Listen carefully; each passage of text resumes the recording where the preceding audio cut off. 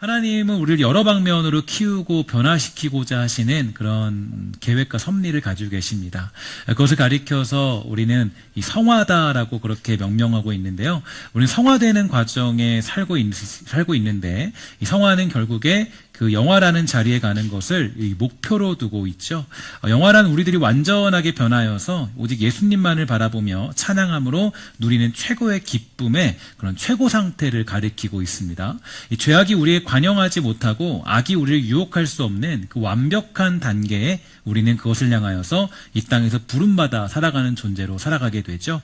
그래서 예수를 믿었다, 교회를 다닌다, 이 말로 우리 신앙을 전부 대변할 수 없는 이유가 여기에 있는데, 예수 믿는 것과 교회를 다니는 것, 그리스도인이 된다라는 것은 결국에 성화라는 과정을 통해서 영화라는 영광의 자리에 가고 있다라는 것을 우리 삶으로 느끼고 경험하고 체험하면서 앞으로 전진하며 나아가는 것이기 때문입니다. 그래서 인생 중에 우리가 예수 믿고 나서도 여전히 어떤 고통과 아픔이 있고 실패가 있는 이유도 여기에 있다라는 거죠. 예수 믿어도 시험이 몰려오기도 하고요. 또 열심히 헌금해도 사업이 어려울 때도 있고요. 또 이건 어떤 여러 가지 상황과 문제들 속에서 우리가 그런 것들을 해결하지 못할 때도 있는데, 이 이유는 뭐냐면 하나님의 관심은 우리의 문제를 액땜하여서 주는 것이 아니라 우리가 성화되어서 영화되어가는 과정에 도달하도록 하기 위한 어떤 하나님의 목표가 분명하기 때문이에요. 하나님이 우리에게 목표로 두고 있는 건 그냥 우리가 그냥 이 땅에서 잘 먹고 잘 살게 해줄게, 뭐 그렇게 너 가나안 땅 가는 거야. 가나안 땅이 이게 목적이라면 굳이 가나안 땅에 들어보낼 필요가 없겠죠. 가나안 땅이 아니라 이방 민족이 없는 땅에 가면 편할 거예요. 근데 이방 민족들이 질비하고 있는 그 땅으로 그들을 보낸다라는 것은 거기에는 굉장히 중요한 의미가 담겨져 있음을 알 수가 있게 되죠.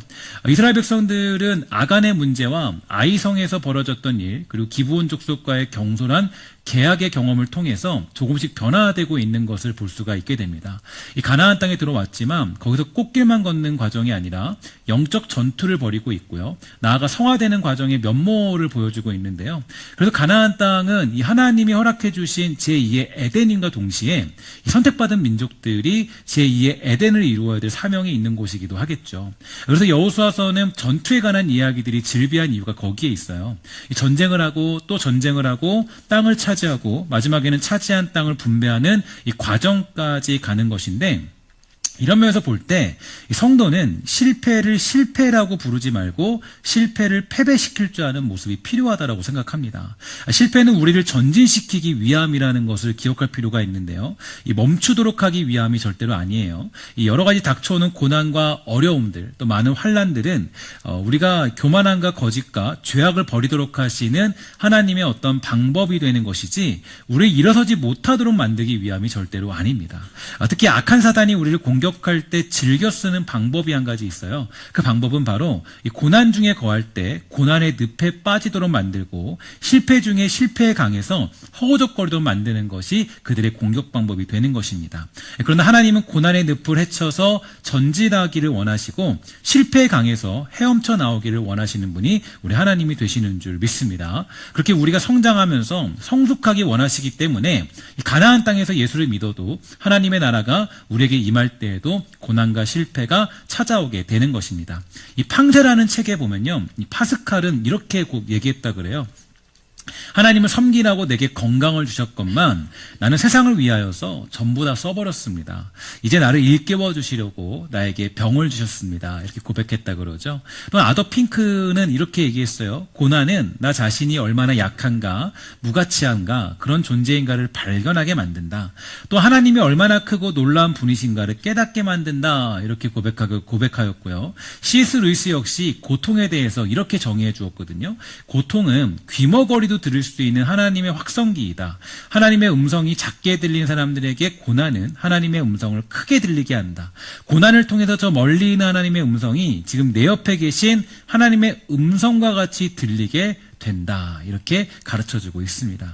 이처럼 하나님은 고난과 실패를 통해서 우리를 성장케 하시고 성숙케 하시고 하나님의 백성으로서 변화되도록 모든 일을 허락하시는 분이심을 깨닫게 됩니다. 그러니까 고난이 오는 건 여러분들과 제가 미워서 그런 게 아니라 우리가 어떤 야, 너 한번 당해봐라. 너 나한테 한번 이렇게 좀 좋지 않은 마음 품었지? 너 한번 한 대 맞아봐. 이렇게 하면서 고난을 주는 게 절대 아니라는 거죠.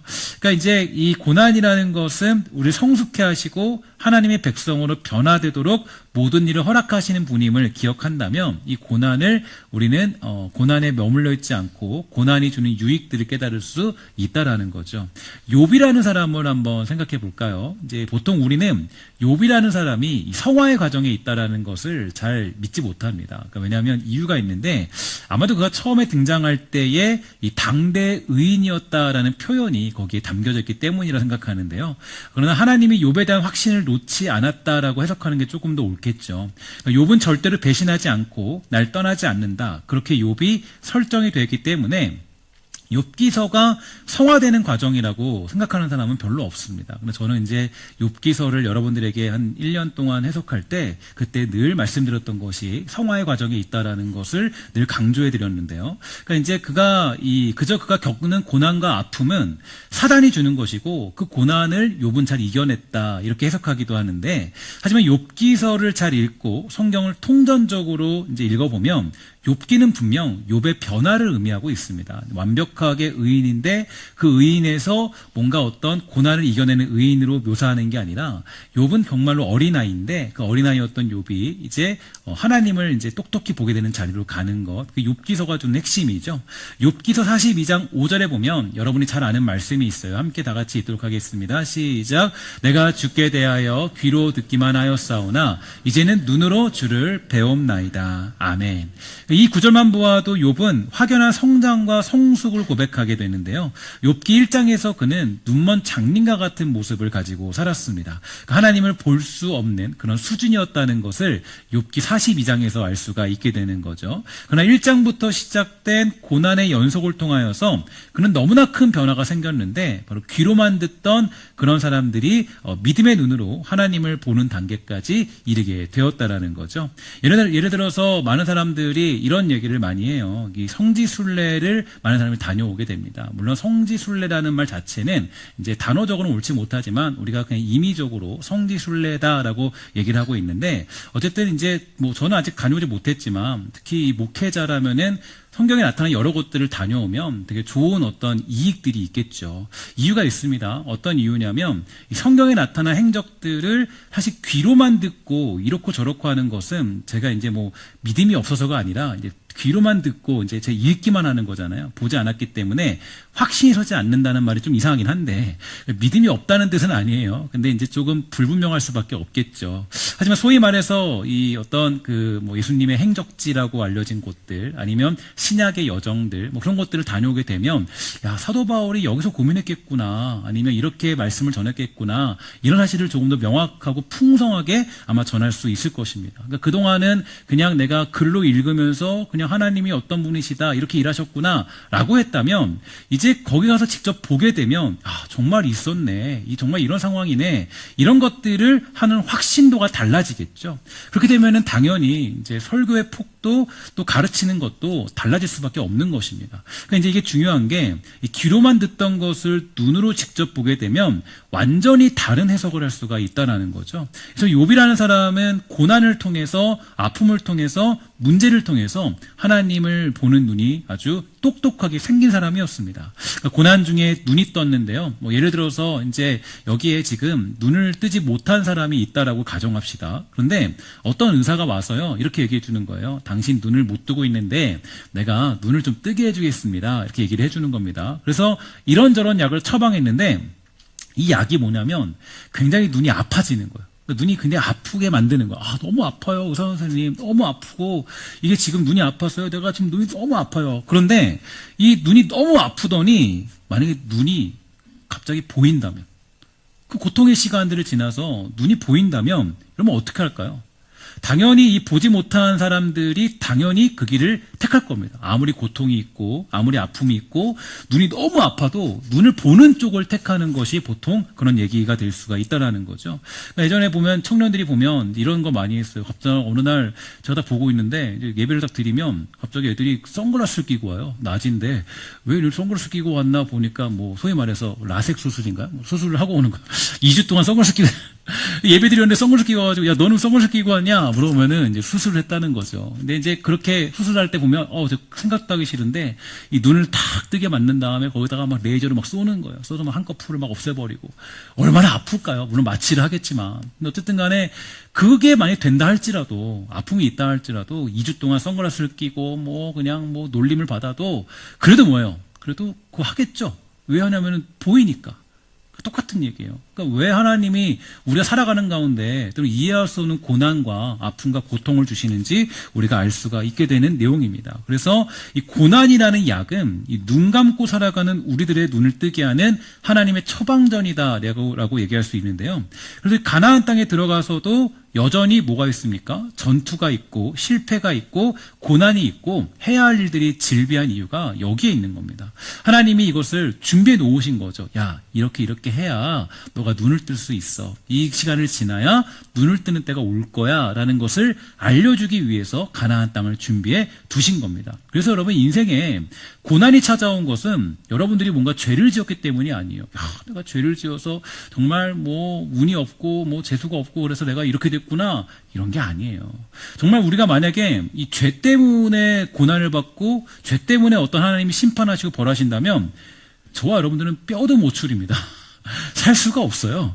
왜냐하면 예수님이 우리 죄 때문에 죽으셨는데 그 죄값이 얼마나 크다라는 거예요. 그 죄값은 엄청나게 큰 거예요. 그러니까 예수님을 죽일 정도의 죄면 우리는 그냥 예수님 하나님 앞에서 뭐 죄 때문에 내가 뭐 한 번 예배 빠졌더니 내가 하나님 벌 줬구나 막 이런 건 아닙니다. 절대 하나님 그렇게 쪼잔하신 분은 아니세요. 그런 건 아니에요. 근데 이제 그런 것들이 이제 문제가 이제 우리가 이 죄값이 그냥 죄값으로 인해서 고난을 주면 되게 이상한 거죠. 고난이라는 것은 이렇게 생각하면 쉽습니다. 저와 여러분을 성장케 하는 도구이고 눈을 뜨게 하는 하나님의 방법이 되는데 이게 바로 우리가 고난을 대처하고 고난을 이해하는 방법이 될 수 있다라는 겁니다.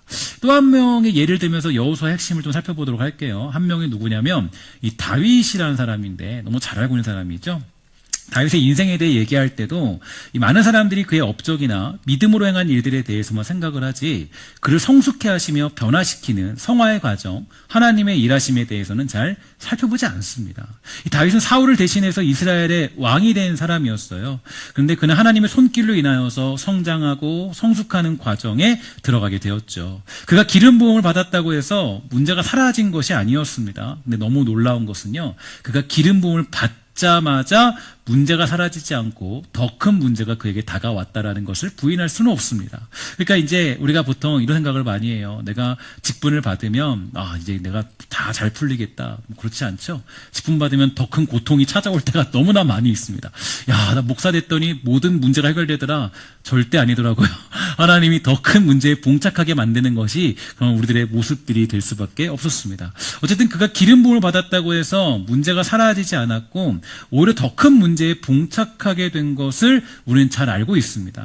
그래서 골리앗을 죽인 이후에 그의 인생은 완전히 꼬여서 광야로 피신하게 되었는데 도망칠 수밖에 없는 상황이 되고 말았죠. 그런데 거기서 굉장히 오묘한 성경 구절이 하나 등장합니다. 사무엘상 23장 14절에 보니까 이렇게 나타나 있어요. 함께 다 같이 읽도록 하겠습니다. 시작. 다윗이 광야의 요새에도 있었고 또 십광야 산골에도 머물렀으므로 사울이 매일 찾되 하나님이 그의 손에 넘기지 아니하시니라. 아멘. 이게 사실은 그 다윗의 광야 생활의 핵심입니다. 그러니까 왜 광야 생활을 했느냐.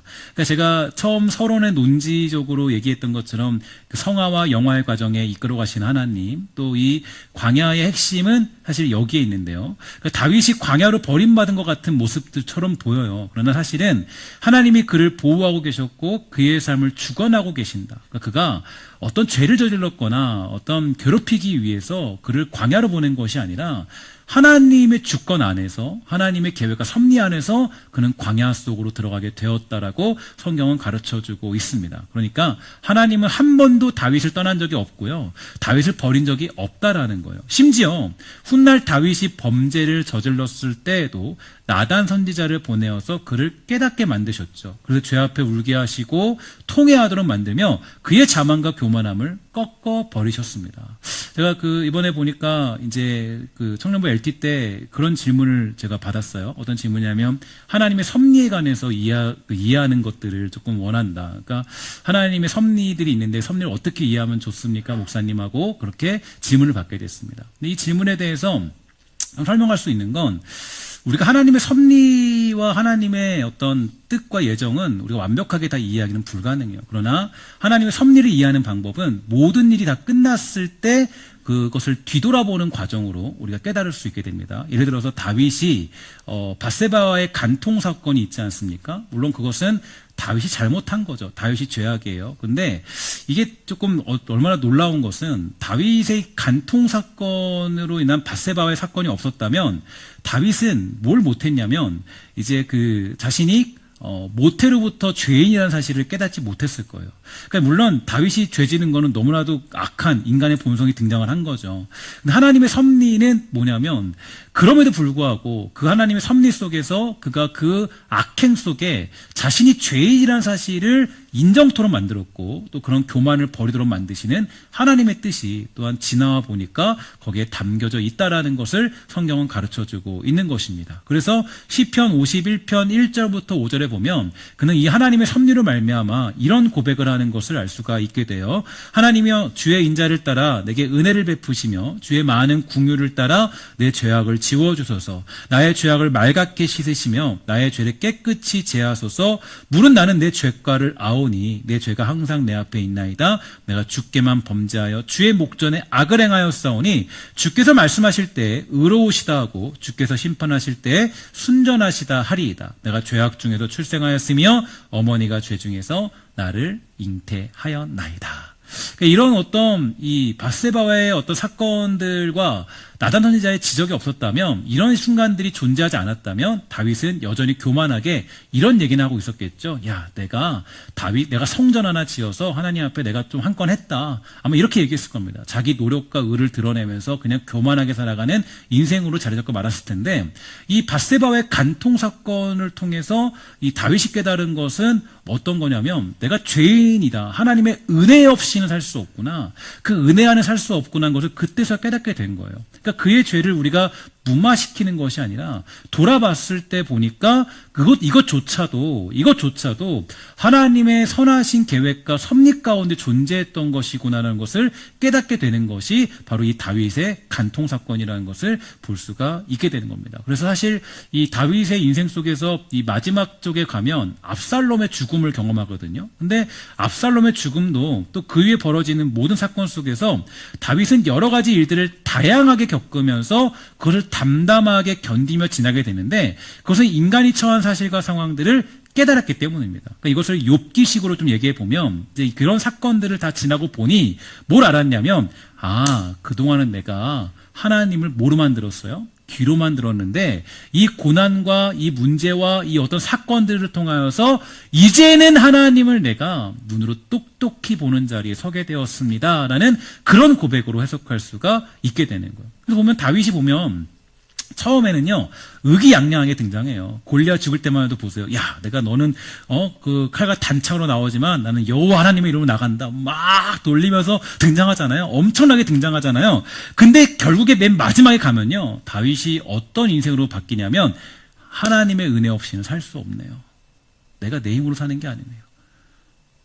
내 숨과 내 쉼과 모든 인생은 하나님 것이고, 내가 하나님의 은혜 없이는 조금 더 살아갈 수 없음을 내가 고백해요. 하나님, 심지어는 내 다윗 압살롬의 그 사건조차도 정말 하나님의 은혜 안에 있는 것이고, 하나님, 그 모든 내가 겪는 모든 것들도 하나님의 은혜 안으로서 내가 표현할 수 있는 것이 한 가지도 없습니다라고 고백하는 자리에 서게 되는 사람이 다윗의 모습이라고 얘기할 수 있는 겁니다. 그래서 사실 이제 이것을 조금 더 궁극적인 모습으로 해석을 하면 이 욥과 다윗이라는 사람이 증명하는 것은 율법으로는 우리가 구원받을 수 없고 오직 하나님의 은혜와 섭리 가운데 그분의 주권으로만 구원에 이룰 수 있음을 나타내는 것이 그들의 사건입니다. 여러분 사실 이런 것들을 이렇게 해석하는 경우는 굉장히 좀 드물어요.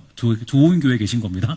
정말 좀 어렵긴 하지만 정말 이런 어떻게 우리가 이 하나님의 율법과 은혜로 이 다윗과 욥을 해석하는 게 어려운데 그러니까 우리 중에 누구도 율법을 지킴으로 구원받을 수 있는 사람은 존재하지 않아요. 그러니까 우리의 행위로는 없어요.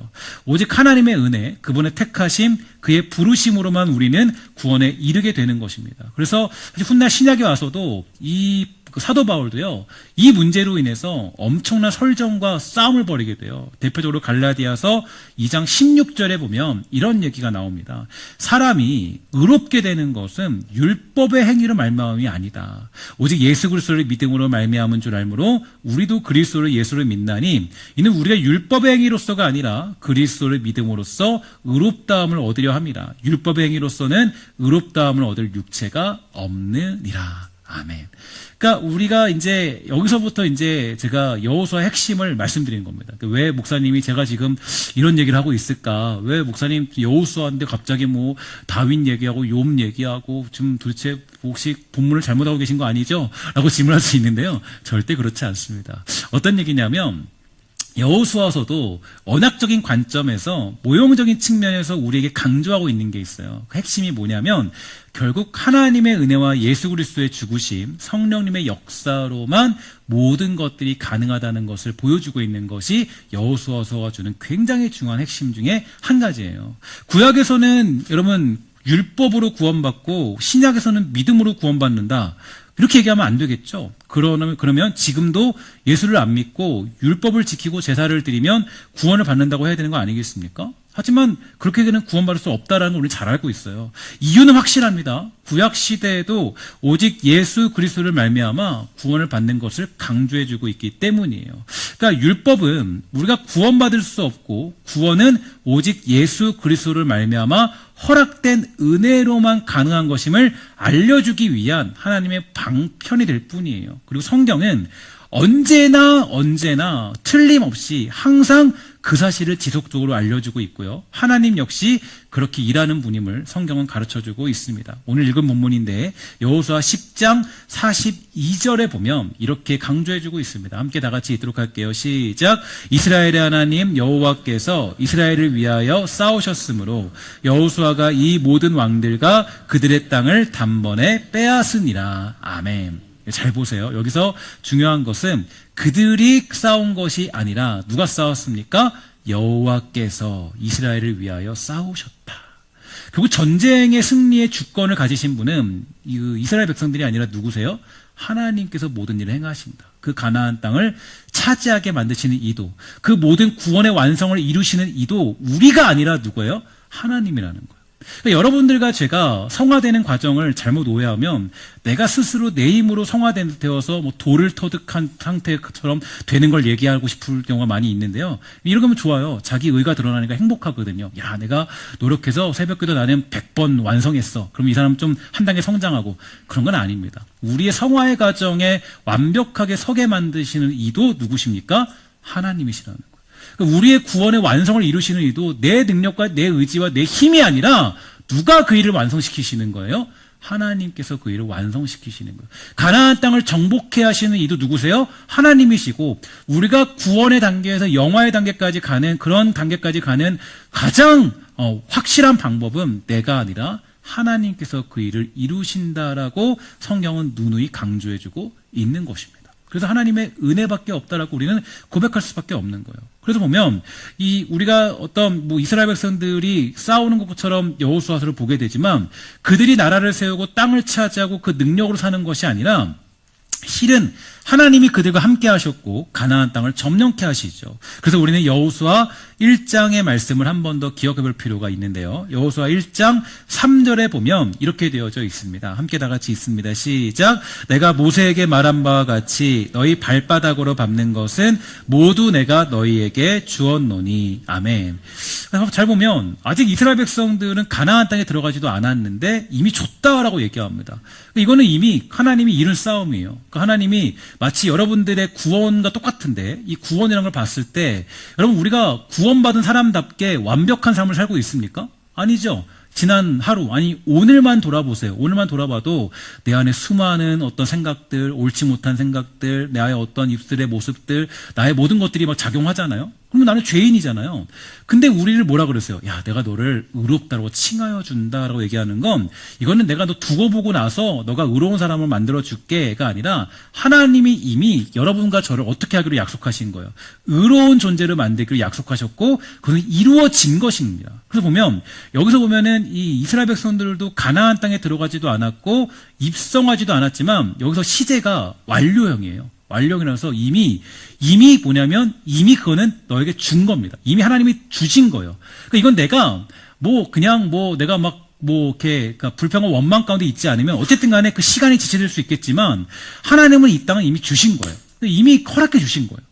그러니까 이게 시제가 완료형으로 쓰였다라는 건 이미 도전도 하지 않았는데 하나님이 이미 그걸 주셨다라는 건 우리의 구원과 똑같은 얘기죠. 그러니까 여러분과 제가 구원의 자리에 완벽하게 서 있지 않지만 그럼에도 불구하고 우리를 구원받았다로 얘기하는 건 하나님이 이미 예수 그리스도를 통하여서 그 일을 완벽하게 이루어셨기 때문에 우리가 구원받은 자리에 있다는 것과 똑같은 맥락으로 해석할 수가 있게 되는 것입니다.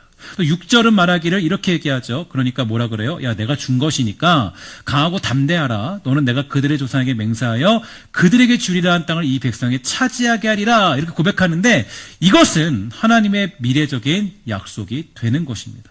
가나안 땅에 들어간 백성들은 하나님이 허락하시고 인도하시는 가운데 그 땅을 차지하는 것이지 백성들의 노력이나 힘이나 지략으로 인하여서 차지할 수 있는 땅이 아니었어요. 가나안 땅의 전투와 실패, 모든 문제들도 전부 다 하나님의 손에 있는 것이고 하나님의 목적과 뜻에 따라 우리를 완전한 구원의 자리로 인도하고자 하시는 그분의 계획 안에 있다라는 것을 우리는 믿어 의심치 않아야만 할 것입니다. 그러므로 여러분 기억하십시오. 따라합시다. 인생 속에서 좌절할 필요가 없다. 이게 되게 중요한 전 메시지로 생각해요. 그러니까 예수를 믿고 있으면 우리는 무슨 일을 만나도 좌절할 필요가 없어요. 넘어졌음에도 다시 일어날 이유와 소망을 가지고 있습니다. 소망이 없어 보여도 소망을 바라볼 수 있음은 하나님이 우리와 함께 하시기 때문인 줄 믿습니다. 영원히 그분은 우리와 함께 하시고 우리를 위해 싸우시는 분이시다.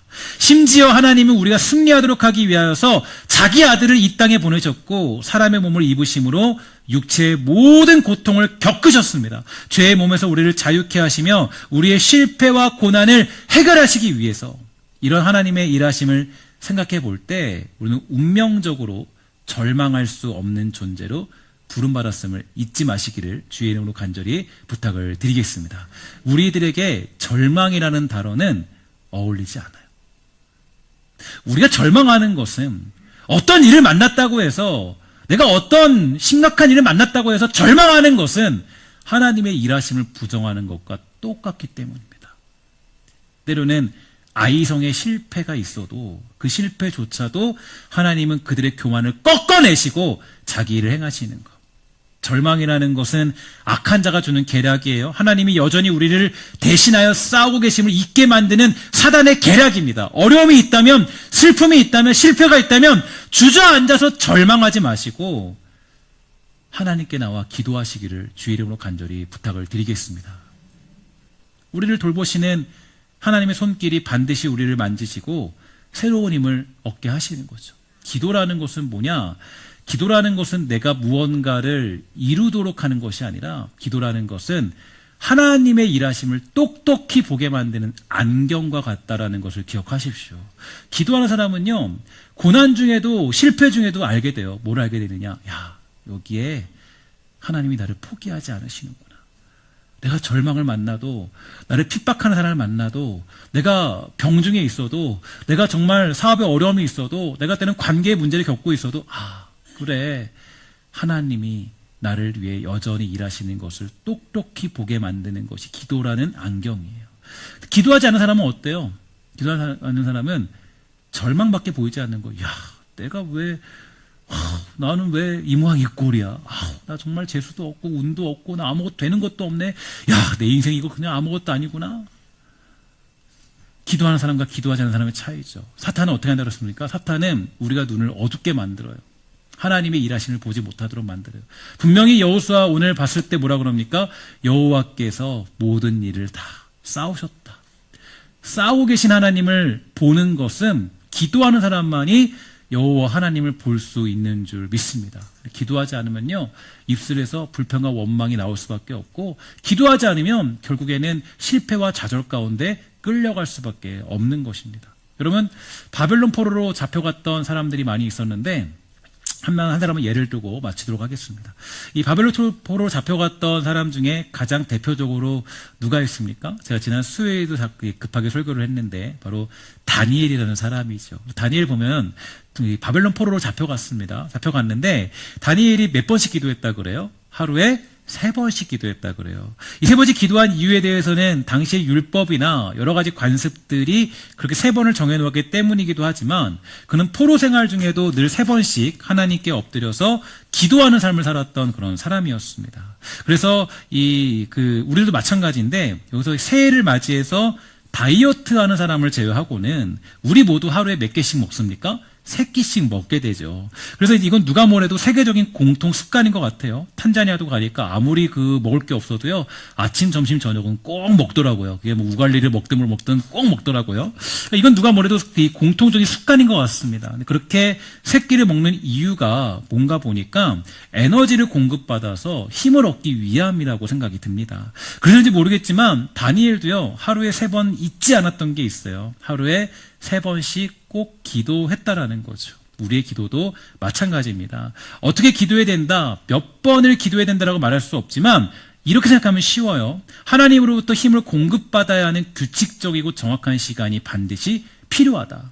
왜냐하면 아까도 말씀드렸지만 사단은 우리를 계속 어둡게 만듭니다. 눈을 못 뜨게 만들어요.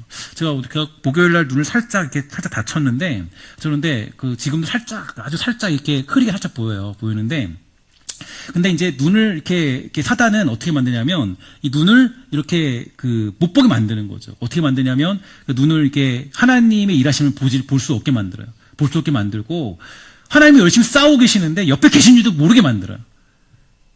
그러니까 어때요? 힘이 쭉쭉 빠지죠. 힘이 쭉쭉 빠지면서 어떻게 할지 모르죠.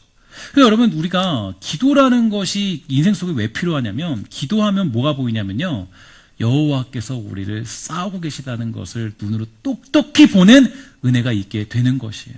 그래서 여러분, 믿음의 사람들은 기도하는 사람들이에요. 기도하면 뭘 알 수 있습니까? 하나님으로부터 힘을 공급받게 되고요, 또 영적인 견고한 진을 세울 수 있고 주의 나라와 영광을 위해 달려갈 수 있게 되는 것입니다.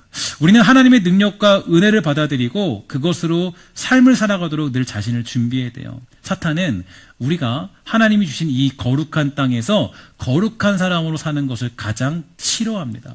악한 자는 우리가 거룩한 전쟁을 치르는 것을 가장 싫어하는 존재예요. 그래서 자꾸 우리에게 절망만 보게 만들어요. 문제만 보게 만들어요. 정말 어떤 그런 좋은 것들은 보지 못하고 악한 것들만 보게 만들어요. 우리의 눈을 어둡게 만들어줘. 여러분 보면, 그래서 어둡게 어떻게 되는 이유가 대부분 그런 것들에 집중할 때 우리의 삶이 굉장히 피폐해지고 어려워지는 것을 볼 수가 있게 됩니다. 그런데 기도하는 사람은 다르죠. 기도하면, 야, 이것 빨리 우리가 하나님이 일하심을 봐야 되는데, 하나님이 일하고 계시는데, 하나님이 역사가 있는데, 다시 한번 힘을 얻고 살아가는 그런 은혜를 누리게 되는 것입니다. 그래서 저는 여러분들에게 좀 이번 한 해 동안 좀 여러분 부탁을 드리고 싶은 것은, 여러분들도 기도의 규칙을 좀 세우면 좋을 것 같아요. 제가 지난 수요일에도 다니엘을 보면서 그런 생각이 들었어요. 야, 맞다. 기도의 규칙이 좀 필요하겠구나. 기도의 규칙이라는 것은 내가 지켜내는 것입니다. 해도 되고 뭐 안 해도 되고가 아니라 규칙이라는 건 지켜내는 거예요. 그러니까 내가 기도할 때 우린 주님께서 우리를 위하여서 대대로 영원히 싸우고 계심을 확인할 수 있기 때문에 오늘 우리가 기도하는 그런 자리를 반드시 지켜야 될 필요가 있다라는 거죠. 오늘 우리가 하나님의 도우심과 인도하심에 대해서 확신을 잊어버린 이유는 잃어버린 우리의 기도 때문이지 하나님 때문이 아닙니다. 오늘 위기와 통탄에 빠져서 불안감에 묻혀 살아가는 시대, 요즘 이 시대는 대통령이 구속되는 시대 아니겠습니까? 아주 이제 이 나라가 굉장히 참 위기 가운데 있는 건 분명한데요. 대통령이 구속되는 시기에 놓여 있습니다. 여러분, 이 시기 가운데 우리가 이런 시기 속에서도 기도하는 사람들은 여전히 안정과 평안함을 누리며 살아갈 수 있다라는 거죠. 축복하는 것은 여러분과 제가 이번 한 해 동안 살아갈 때 여러 가지 고통과 어려움과 문제들을 만난다 할지라도 기도함으로 말미암아 우리를 위하여 싸우시는 하나님을 기억함으로 성화의 과정을 향해, 영화의 과정을 향해 끊임없이 달려갈 줄 아는 믿음의 사람, 열정의 사람들 다 되시기를 주의 이름으로 간절히 부탁을 드리겠습니다. 기도하겠습니다. 하나님, 우리에게 능력 주시고 힘 주시고 아버지, 우리에게 많은 것들을 주시는 아버지, 때로는 악한 자는 우리가 하나님의 일하심을 보지 못하도록 만드는 경우가 많이 있습니다. 하나님, 우리가 기도함으로 말미암아 여전히 지금도 일하시고 여전히 우리에게 말씀하시고 자기 일을 행하신 하나님을 바라볼 수 있도록 주여 돌보아 주시옵소서. 사랑하는 백성만 축복하여 주셔서 우리 사랑하신 성교의 모든 권속들 하나님 여호와의 그 일하심을 바라볼 줄 아는 믿음이 사라지지 않도록 주여 돌보아 주시옵소서. 모든 말씀 예수님의 이름으로 간절히 기도합니다. 아멘.